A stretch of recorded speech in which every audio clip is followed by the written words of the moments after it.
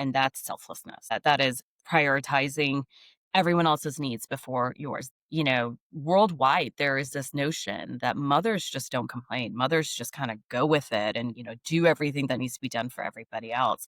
But but nobody talks about that process, that physical process. I mean, physical process of birthing alone is so incredibly traumatizing. That process of having a child, a baby, babies leave, their DNA inside of us. There's a lot biologically and neurologically that changes for us as well. And I think we just don't talk about it because we're supposed to be this group of individuals that can do everything and we're completely selfless. When in reality, I think that selflessness is causing enormous isolation and mental health issues.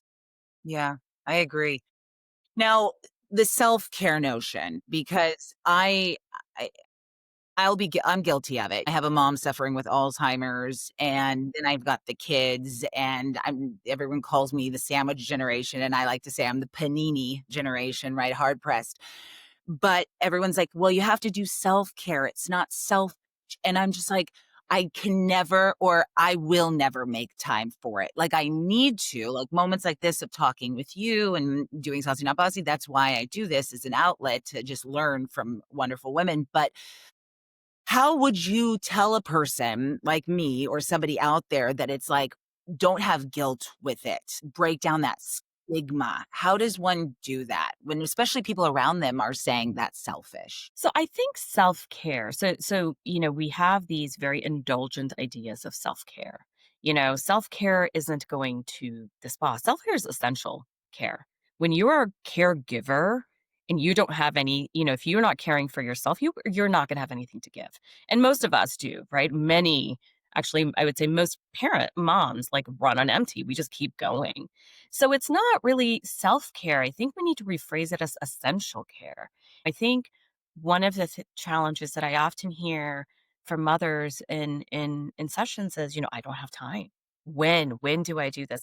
And I think it's maybe not so much, kind of these larger, go to the spa for the day. I think it needs to be the smaller, nuanced things that you can do to sustain. So for me, I I have to have some time where I don't talk to anybody. I'm a therapist. I'm taking care of clients in my practice. I'm a wife. I have a husband. I have two children who talk all the time. And I want to be available to them, but there has to be periods where I have to separate. I also one of my self-care things that I do, and it's so small, but it really is so essential to me is when I leave work, I stop at Starbucks and I get a tea, and then I finish it on my way home because once I get home, I have homework, I have dinner, I have all the other mom things I have to get done. But there's something about that tea and finishing that tea that for my brain signifies, all right, let's close this chapter. Let's start this other chapter.